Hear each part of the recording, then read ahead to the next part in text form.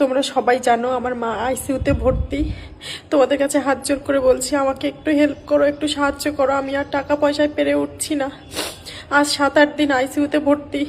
আমার মাটা পুরো ফুলে গেছে, এখন ডায়ালিসিস করা হচ্ছে। এটাই লাস্ট চেষ্টা। এই শেষ সময়, আমার মায়ের শেষ সময় তোমরা একটু আমার পাশে দাঁড়াও। আমি আমার মায়ের আইসিইউর ফটো এখানে দিতে পারছি না, কেন আইসিইউতে ফটো তোলা অ্যালাউ নেই। আমি এখানে আমার মার যে আগের এই যে অসুস্থ, আমি একটা ভিডিও দিয়ে দিচ্ছি, তোমরা দেখলেই বুঝতে পারবে। যারা আমার ভিডিওর সঙ্গে যুক্ত আছে দুদিন, তারা সবাই যেন আমার পরিস্থিতি। আমি আর টাকা পয়সায় পেরে উঠছি না গো, দয়া করে। আমি এখানে একটা স্ক্যানার নাম্বার দিচ্ছি, ওটা আমার ভাইয়ের নাম্বার, আমার যেহেতু ফোনপে নেই। তোমরা আমাকে একটু সাহায্য করো। তোমরা যদি অনেকে যদি 10 টাকা করেও সাহায্য করো আমার মায়ের লাস্ট সময়ে, সেটাও আমার কাছে অনেক। আমি ঠাকুরকে ডাকবো যে তোমাদের মায়েরা যেন সুস্থ থাকে, কোনোদিন যেন আমার মতন পরিস্থিতিতে তোমাদের পড়তে না হয়।